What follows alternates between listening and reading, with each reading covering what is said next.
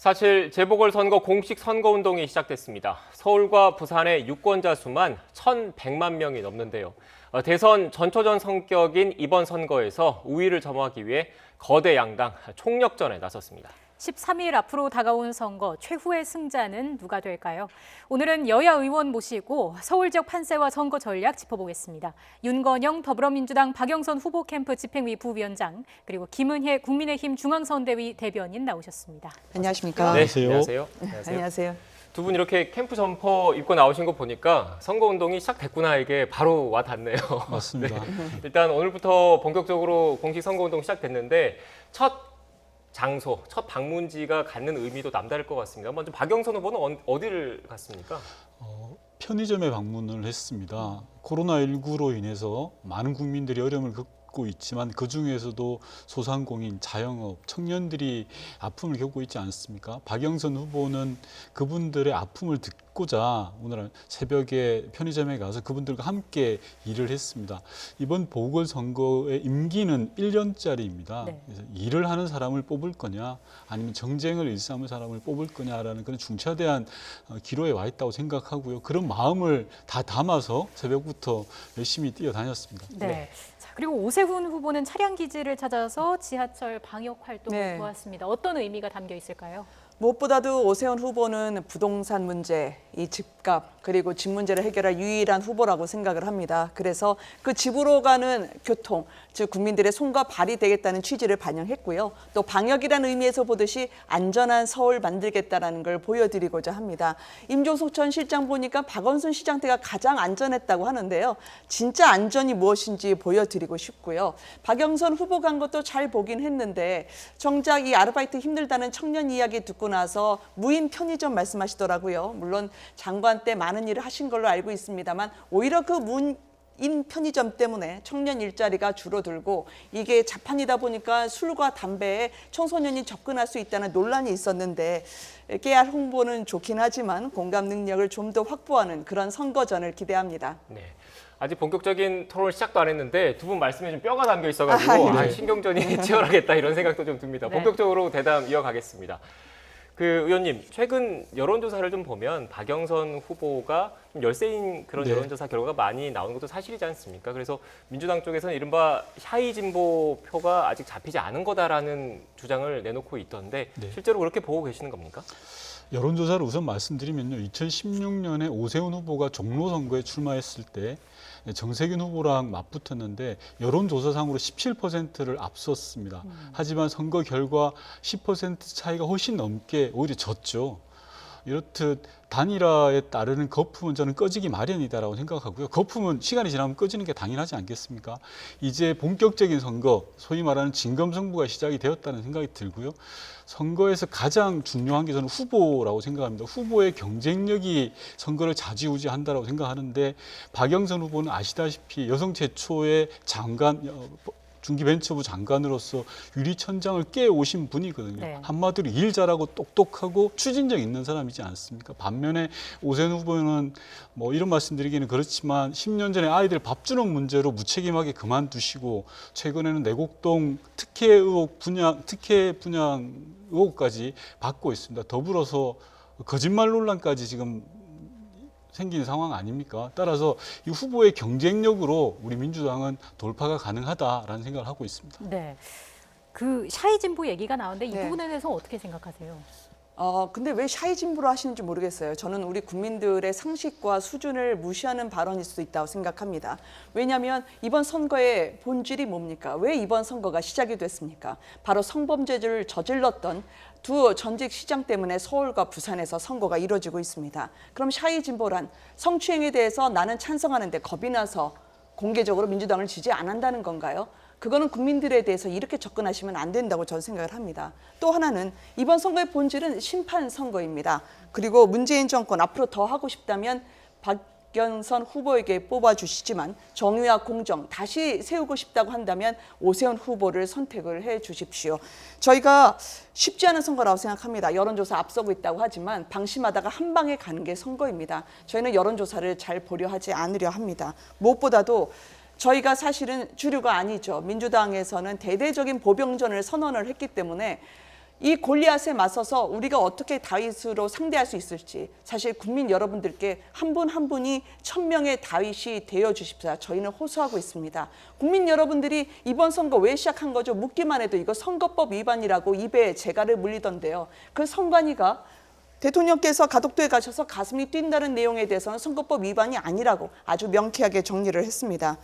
이 정부의 호위무사가 많은데 이 선거 천박한 서울이라고 말씀하신 이해찬 전 대표마저도 거의 다 이긴 선거라고 해서 저희는 긴장을 풀지 않으려고 합니다. 네. 일단 지금 두 분 다 주요 쟁점들에 대해서 한 번씩 공세를 주고 받으셨는데 이 부분은 또 앞으로 좀 더 짚어보겠고요. 여론조사 내용을 좀 한번 추가적으로 좀 살펴보겠습니다. 앞서 두 분 다 여론조사 관련된 이야기를 하긴 했는데 어떻게 보면 이번 선거에서 가장 중요한 게 중도층의 표심을 누가 얻느냐라는 게 공통된 시각인 것 같습니다. 그런데 최근 나온 여론조사 결과를 보면 중도층의 표심이 일단 야권 후보, 오세훈 후보 쪽으로 좀 옮겨가는 듯한 양상을 보이는 것도 사실이거든요. 여기에 대해서는 어떻게 생각하십니까? 그렇습니다. 전임 시장들의 문제로 인해서 보궐선거를 하게 된 것에 대해서 민주당은 정말 국민께 송구한 마음 가득합니다. 그리고 반성하는 자세로 낮게 임하고자 합니다. 하지만 국민의힘 오세훈 시장 6년을 되돌아보자라는 말씀을 드리고 싶습니다. 오세훈 시장 6년 동안 과연 어떤 일이 있었느냐, 그 실로 돌아갈 것이냐에 관한 문제인데요. 이명박근혜 정부 9년의 시간과 마찬가지라고 생각합니다. 서울시의 채무가 오세훈 시장 시절에 20조 가까이가 됐습니다. 근데 2019년 12월 기준으로 6조 5천이나 줄였습니다. 그리고 오세훈 시장이 이야기했던 세빛둥둥섬 얼마나 많이 자랑했습니까? 지금도 해년마다 적자를 내고 있습니다. 이번 보궐선거는 임기가 1년입니다. 긴 4년짜리 시장을 뽑는 게 아니라 1년 동안 코로나로 인한 국난을 제대로 극복하고 민생을 챙기는 시장, 말 그대로 일하는 시장을 뽑아야 되는 겁니다. 그러나 대선을 전초전 삼아서 정쟁을 일삼는 시장을 뽑아서 우리 시민들의 삶이 얼마나 바뀔 거냐, 그 질문을 드리고 싶고요. 네. 앞서 말씀드린 것처럼 민주당은 낮은 자세로 중도층의 마음을 얻기 위해서 더욱더 겸허히 노력하도록 하겠습니다.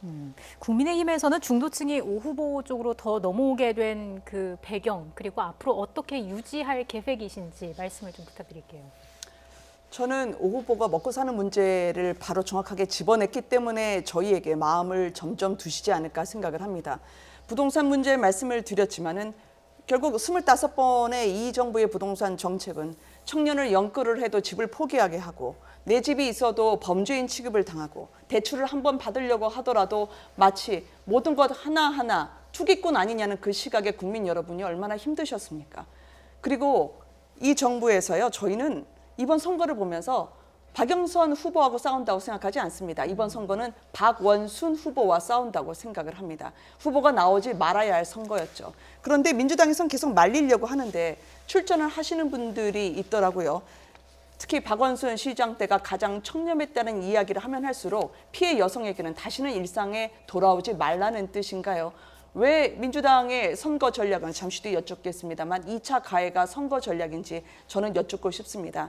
오늘 오고돈 전 시장과 관련해서도 그 재판을 보니까 선거 이후로 재판을 미뤄달라고 했던 변호인의 요청이 받아들여졌습니다. 알고 보니까 그 변호인이 지금 김영춘 후보의 같은 중책을 맡는 공동선대위원장이시더라고요. 이렇게 협공을 해가지고 피해 여성을 몰아넣고 그러면 박영선 후보가 당선이 되면 그 피해 여성이 자신의 일상으로 돌아갈 수 있을까요? 저는 박영선 캠프라고 쓰지만 박원순 캠프라고 읽습니다. 오세훈 후보 이야기를 많이 하시는데요. 지금 서울 시민들이 누리고 있는 다산 콜센터, 그리고 DDP, 그리고 서울 경기 버스 환승 통합이나 브랜드로서의 서울, 도시 경쟁력을 지금 9위까지 끌어올렸던 사람이 오세훈 시장 시절이었습니다. 계획하거나 실천했던 거죠. 그런데 잃어버린 10년 다시 돌아가시겠습니까? 저는 오세훈 후보가 아름다운 서울로, 그리고 세계 1위 서울로 여러분들을, 서울을 국민 품 안에 다시 돌려드릴 거라고 생각합니다. 네, 그동안 이런 그 토론 자리를 저희가 몇 차례 마련했는데 네. 여야 간의 그런 공세를 주로 다루다 보니까 정작 시민들한테 중요한 정책, 서울시장 후보 정책은 좀 다루는 게 소홀했다는 측면이 좀 있는 것 같아서 오늘은 정책과 관련된 이야기를 좀 나눠봐야 될 것 같은데 특히 서울 같은 경우에는 부동산 정책에 관심이 많지 않습니까? 준비된 그래픽이 있는데 그래픽을 좀 띄워주시겠습니까? 네, 일단 서울시장 후보, 양 후보의 부동산 정책과 관련된 내용입니다. 의원님 먼저 박영선 후보가 내세우는 부동산 정책 주요 내용을 좀 설명해 주시겠습니까? 그 5년 내 공공주택 30만 가구를 분양을 하겠다는 거고요. 토지 임대부 반값 아파트를 만들어내겠다는 겁니다. 이명박 전 시장 시절 그리고 오세훈 전 시장 시절 뉴타운 광풍이 불었지 않습니까? 집값 폭등이 일어났던 시기가 바로 그 시절입니다. 그래서 서울 시민의 삶이 황폐해졌습니다. LH 투기 사건으로 인해서 많은 시민들이 실망하고 있는 거 잘 알고 있습니다. 투기와의 전쟁을 통해서 뿌리를 뽑아야 됩니다.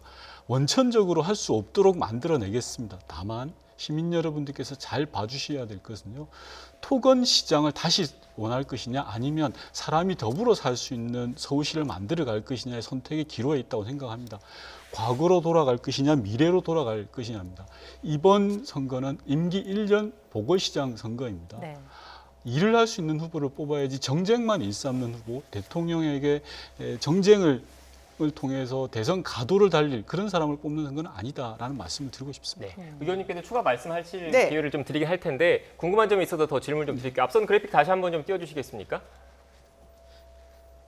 네, 지금 여기 보면 토지 임대부 반값 아파트라고 있는데 이 어려운 말이다 보니까 결국 땅은 그 맞습니다. 아파트를 짓는 땅은 국가나 공공기관이 갖고 맞습니다. 있고 건물만 지어서 아파트 건물만 지어서 보다 땅값을 뺐으니까 보다 싼 값으로 공급을 하겠다라는 내용이 핵심인 거잖아요. 그리고 박영선 후보 같은 경우에는 또 최근 그 재건축 재개발 규제 완화 가능성도 내비치기도 했던데 이게 어떻게 보면 현 정부의 부동산 정책 기조와는 좀 어긋난 측면이 있지 않나 이런 얘기도 있던데 어떻게 생각하세요? 아닙니다. 현 정부에서도 공공재개발 정책은 권하고 있는 상황입니다. 재개발 재건축을 더 이상 겠다라는 것이 아닙니다. 주민이 살 수 있는 재개발 재건축을 하자라는 겁니다. 이전까지 뉴타운 시절만 하시더라도요. 재개발 재건축을 하면 원주민들이 그 동네에 살지 못하고 다 이주를 해야 됐습니다.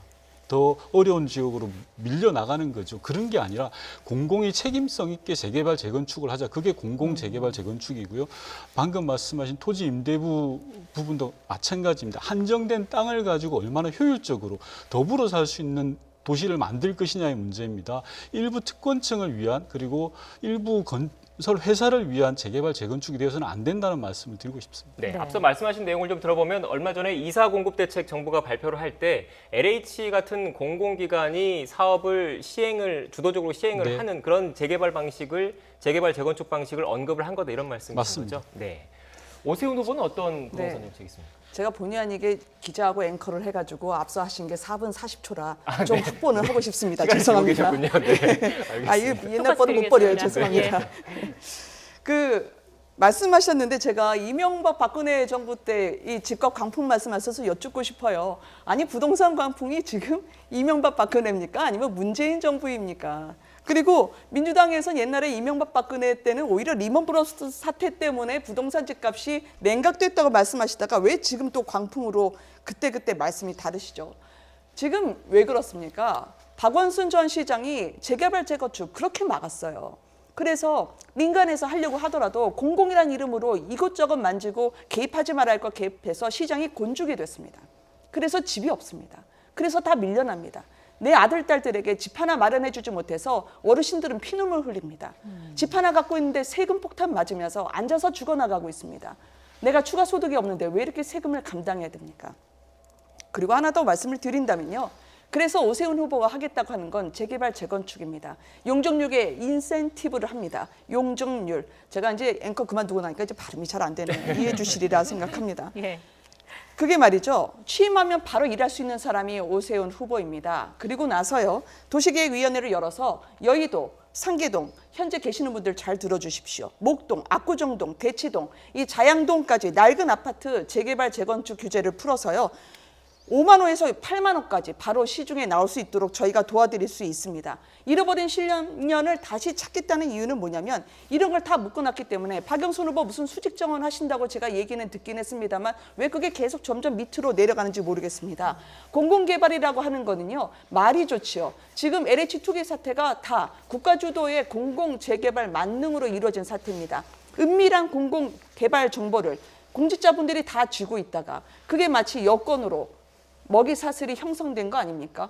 공공의 개발 정보를 왜 사익으로 그거를 확보를 하고 활용을 하죠? 그렇기 때문에 오늘까지만 하더라도 민주당 현역 의원 8명, 그리고 전해철 장관의 전 보좌관, 송철호 울산시장의 부인까지 이렇게 여권에서 줄줄이 나오고 있는 투기 의혹에 대해서는 문재인 정부는 어떤 답을 하실까요? 그런 의미에서 국민들을 못 살게 하는 부동산에 대한 심판과 그리고 이때까지 빼앗겼던 권리, 여러분들 부동산만 뺏겼습니까? 법치도 뺏겼죠. 세금도 뺏겼죠. 땅도 뺏겼습니다. 더 이상 뺏기지 않게 하는 선거가 이번 선거입니다. 그리고 앞으로 더 이상 뺏어가지 못하게 하는 것이 이번 선거입니다. 그래서 여러분들께 집을 그리고 재개발, 재건축에 민간을 죄악시하고 공공만 우선시하면서 투기만을 양산했던 이 정부의 반면교사를 문재인 정부가 하시는 사이에 저희는 주민분들께 부동산 문제를 해결하는 그 실질적인 생활 정치하겠습니다. 네. 시간을 제가 계속 보고 있는데 질문 하나 더 드려도 될 것 같아서 감사합니다. 하나 더 드릴게요. 네. 그런데 이렇게 재건축, 재개발 규제 풀어주면 집값을 오히려 자극해서 집값 좀 서울 집값 폭등하는 것 아니야 이런 우려가 있는 것도 사실이고 또 이렇게 재건축, 재개발을 통해서 나온 이 초과 이익을 그 특정 아파트에 계신 분들만 가져가는 게 맞는 것인지 공공이 환수해서 보다 좋은 쪽으로 활용하는 게 어떻게 보면 전체 복리를 위해서 나은 것 아닌지 이런 지적도 있는 게 사실이거든요. 저는 서민 주거 안정에 대해서요 찬성하는 사람입니다. 그리고 임대주택에 대해서도 잘 지어야 된다고 생각을 합니다. 이거를 마치 토건이나 아니면 민간이라는 이름만으로 또 갈라치기 하면 안 된다고 생각을 합니다. 예. 지금 민간을 보면은요, 저는 토지 초과 이득에 대한 환수에 대해서 찬성하는 사람이에요. 또 공공이라는 이름으로 나온 걸 보면요, 이 정부의 부동산 정책을 보면요, 강한 사람을 더 강하게 하고 약한 자를 더 약하게 했습니다. 서민 주거 정책을 한다고 하지만 임대주택에 지금 임대료가 얼마나 되시는지 아십니까? 2년에 5%씩 꼬박꼬박 올리고 있다는 게 주민분들의 말씀입니다. 아니 물가 상승률이 1년에 2.5%나 되나요? 왜 없는 분들에 대해서는 제대로 집을 안 지어주십니까? 저 박영선 후보의 부동산 정책을 봤는데요, 뭔가 좀 착각하시는 것 있습니다. 주민분들에게는요, 무조건 여기 살아가 아니라 내가 살고 싶은 곳에서 제대로 된 집을 짓는 게 그게 부동산 정책입니다. 도로 위에, 철도 위에 지어서 그게 주민들이 원하는 쾌적하고 안전한 주택이 될까요? 저는 그래서 현실성이 좀 떨어진다고 생각합니다. 내일 당장 나올 수 있는 공급주택 하시고요. 그리고 공공과 민간을 나눠서 민간을 다시 죄악시하는 이득을 가져가는 식으로 또 한 번 그렇게 낙인 찍기 안 하셨으면 좋겠습니다. 네, 정말 놀랍게도 정확히 4분 40초를 말씀해 주셨는데 덧붙일 말씀 있으실까요? 예, 그 김현 의원님께서 몇 가지 팩트를 잘 모르시는 게 있는 것 같은데요.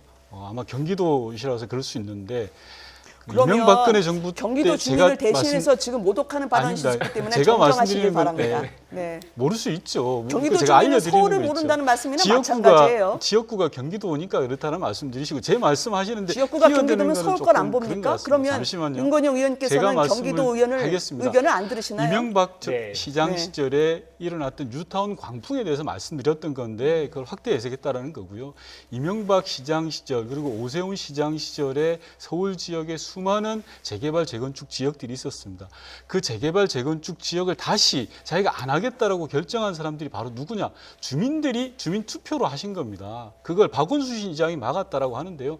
자, 박원순 시장의 잘못을 두둔하거나 이러는 게 아니라요. 있는 팩트 그대로 이야기하시라는 겁니다. 재개발 재건축은 주민 투표에 의해서 결정되는 거다라는 걸 말씀드리고 예. 이명박 시장과 오세훈 시장이 만들었던 뉴타운 광풍의 그 문제점을 전혀 모르신단 말입니까? 원주민들은 다 어디로 쫓겨나고 있는 사람들만 특정 계층만 부동산의 그런 불로소득을 가질 수 있게 만드는 게 과연 제대로 된 재개발 재건축입니까?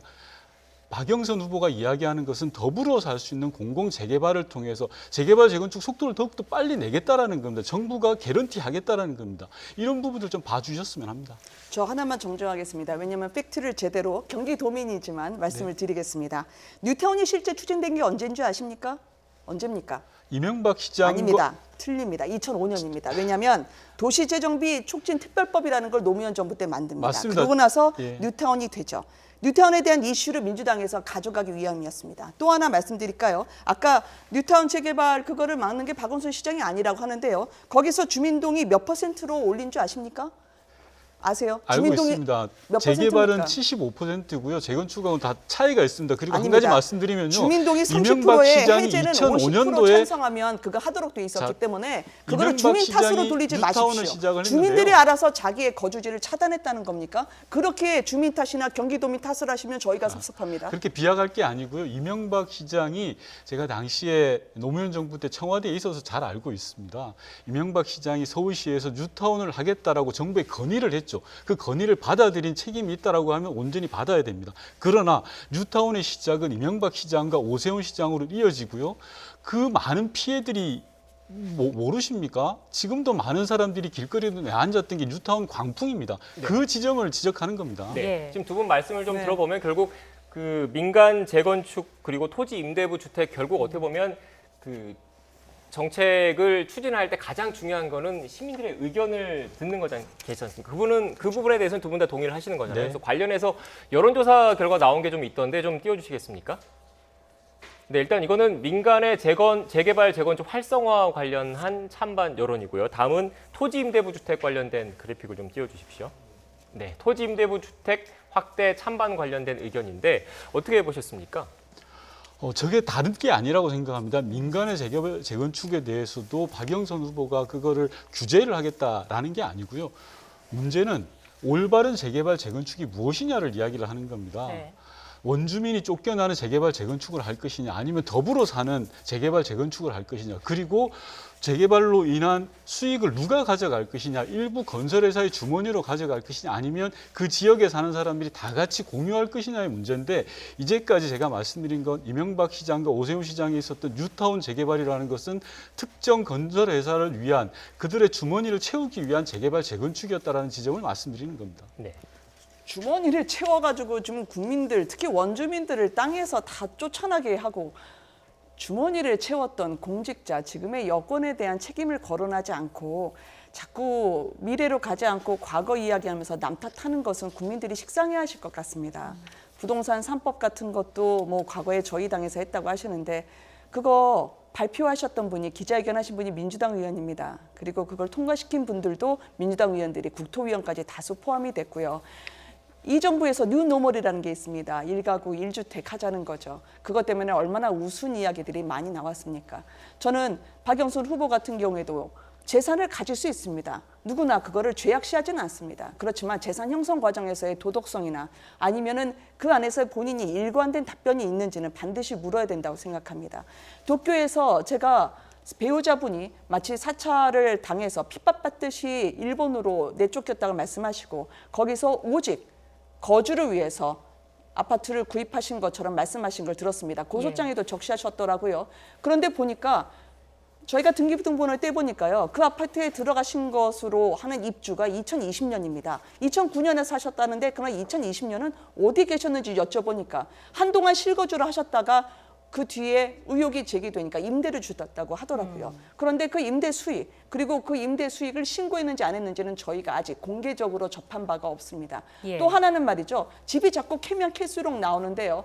전세를 지금 이야기하셨다가 나중에 처분하셨다고 하는데 그 처분하셨던 시기가 당초에는 3월이라 얘기하셨다가 또 어제 보니까 6월이래요. 왜 여쭤볼 때마다 다르습니까? 그건 처분했다라고 말씀하시면 안 되죠. 처분 중이라고 얘기하시는 게 보다 솔직하게 국민들에게 사실을 얘기하는 후보자의 자세 아니겠습니까? 네. 그래서는 저는 그때그때 다르면 안 된다고 생각을 하고요. 그리고 국민들에게 있는 그대로 이야기를 하라. 말만 결백하면 안 된다라고 이야기했던 게 박영선 후보가 과거에 인사청문회에서 자료 제출 잘 안 하시는 분들에게 질타했던 부분이었습니다. 매매계약서 내시고요. 그러면 불필요하게 제기되는 의혹이 있다면 바로 한 번에 해결이 되지 않겠습니까? 당당하게 나서주셨으면 좋겠습니다. 네. 예. 도쿄 아파트 말씀하셔서 반론이 있으실 것 같습니다. 예, 뭐 당당하게 이야기하고 있고요. 과거 인사청문회에서 다 해명이 됐던 내용입니다. 김원 의원님께 여쭙겠습니다. 홍준표 의원이 양심 고백을 했지 않습니까? 2008년에 BBK에 대한 문제 제기를 하자 당시 정권에서 박영선 후보를 괴롭혀가지고 그 당시 배우자가 국내에서 직장에 쫓겨나서 일본으로 직장을 구하러 가게 돼서 얻었던 집이고요. 이거와 관련해서 모든 문제가 클리어 되었습니다. 제가 역으로 김현애 의원님께 묻겠습니다. 오세훈 후보가 시장 시절에 내곡동 특혜 분양에 대한 의혹을 받고 있습니다. 처가로부터 물려받은 땅이라고 하는데요. 소위 그린벨트죠. 이게 너무 올라가지고 36억 5천만 원이나 수익을 냈다고 합니다. 문제는 이런 문제에 대해서 오세훈 후보가 계속 거짓으로만 일관하는 겁니다. 첫 번째는 노무현 정부 때 계획했던 일이다라고 주장을 했습니다. 아닙니다. 사실 확인 결과 당신이 서울시장 시절에 했던 일입니다. 두 번째는 자기는 그 땅 본 적도 없다라고 딱 잡아댔습니다. 아닙니다. 사실 확인 결과 재산 등록할 때 이미 다 알고 있었던 겁니다. 상식적으로 생각해 보십시오. 36억 5천만 원 하는 땅을 어떻게 모르겠습니까? 세 번째로는요. 자기는 보고받은 적도 없다라는 식으로 이야기했습니다. 사실관계가 아닙니다. 서초구의 회의록을 보니까요. 현장에 다녀온 정황도 보이고 있습니다. 이렇듯 거짓말을 한 번 하게 되니까 계속 거짓말을 할 수밖에 없는 겁니다. 1,000만 서울 시민을 이끌고 가는 시장입니다. 그러면 최소한 자기 말에 대한 확신을 주기 위해서 거짓말을 해서는 안 된다라는 생각을 하고 있습니다. 네. 그런데 계속 거짓말을 낳고 있거든요. 이런 네. 부분들은 좀 명백하게 좀 밝혀주셨으면 하는 생각이 있습니다. 네. 저 간단하게 말씀드리겠습니다. 그린벨트 해제는요, 서울시장이 하는 게 아닙니다. 국토부가 합니다. 그래서 제가 오늘 가져왔습니다. 국토부에서 이거 굉장히 어렵게 문건을 입수를 했습니다. 그건 뭐냐면 노무현 당시 때 임대주택 100만 호 건설해야 되니까 거기에 즉 내곡동까지 포함해서요 여러 곳이 갔습니다. 내곡동 외에도 많은 동네를 임대주택 단지로 지정하라고 그래서 그걸 추진하기 위해서 심의하고 의결했던 겁니다. 여기 그럼 노무현 정부에서는 그러면 오세훈 후보에게 특혜를 주기 위해서 했다는 겁니까? 그리고 여기서 바로 의결이 됐습니다. 그래서 국책사업으로 의결이 돼서 지구 지정, 그러니까 즉 그린벨트 풀고 여기다 임대주택 지으라고 추진이 된 겁니다. 근데 부처 간에 협의를 하라고 했습니다. 그래서 부처 간에 협의를 하다가 정권이 바뀌었습니다. 그렇지만 가는 거는 결정이 되었던 상황인데 이걸 부처 협의 과정을 이견이 있다느니 오세훈 시장이 이야기를 한 거를 마치 안 되는 걸 되게 한 것처럼 얘기하는 건 이거는 민주당에서 이거 파면팔수록 수렁으로 들어가는 행위라고 생각합니다. 네. 물론 네. 선거가 급한 거 잘 압니다. 그리고 어떻게든 흑색 선전해야 된다는 그 절박감 이해합니다. 그렇지만 팩트가 정당한 아닌 걸로 게 절박감을 있습니다. 가지셔야죠. 오세훈 후보가 자신의 의견을 내는 건 지자체장으로 당연히 할 수밖에 네, 없는 의원님. 일을 갖고 왜 이렇게 말꼬리 붙들고 늘어진지 모르겠습니다. 다시 기회 주시면 네. 저는 1시간이고 2시간이고 밤새서 이 문제 토론하고 싶습니다. 네. 거짓으로 하지 마시고요. 네, 의원님. 근거를 갖고 얘기하십시오. 네, 10초 안에 짧게. 예, 팩트를 이야기해서 저도 자료를 가지고 왔습니다. 당시에 국토부가 건교부가 자료를 낸 것은요. 이명박 서울시장이 서울시에 있을 때 SH와 서울시에서 국토부에 요청한 겁니다. 그래서 그 요청도 국토부가 네. 지시하면서 환경부 협의하는 의견을 겁니다. 받아보자라고 해서 SH가 제안해서 절대 환경부가 국토부가 안 부동의 받아들여줘요. 잠시만요. 두분 그 의원님, SH 죄송합니다. 제안은 제 마치 말씀을 이명박 끊으면 안 씨로 하지 되죠. 마십시오. 시장으로 하지 근거가 마시고요. 자신 있으면 제 말씀을 듣고 아유, 이야기하세요. 국토부에 좀만 와봐주세요. 알겠습니다. 이거 국토부가 그 얘기하지 자료 않으면 저도 절대 가지고 있지 SH가 않습니까? 제안 네, 못합니다. 제 말을 듣고 그걸 나면 왜 꼬리로 몸통을 치십니까? 네. 국민들이 바보로 보이십니까? 네. 자신 정말- 있으면 듣고 이야기를 네, 해주셔야죠. 정말 죄송합니다. 자신 근거를 있으면 갖고 지금- 말씀하세요. 네, 근거를. 의원님, 두 분님 죄송합니다. 지금 저희가 준비된 시간이 지금 다 끝나가지고 지금 어쩔 수 없이 마무리해야 될 것 같은데 다음 기회에 두 분 모시려고 할 네. 텐데 나와주시겠습니까? 언제든지 그럼요. 나오겠습니다. 예, 두 분 다 네. 다음 기회에 다시 한번 모셔서 아직 못 다룬 이야기들을 충분히 나눠보겠습니다. 네. 지금까지 윤건영 더불어민주당 박영선 후보 캠프 집행위 부위원장, 김은혜 국민의힘 중앙선대위 대변인과 함께 이야기 나눴습니다. 오늘 말씀 고맙습니다. 고맙습니다. 고맙습니다. 감사합니다.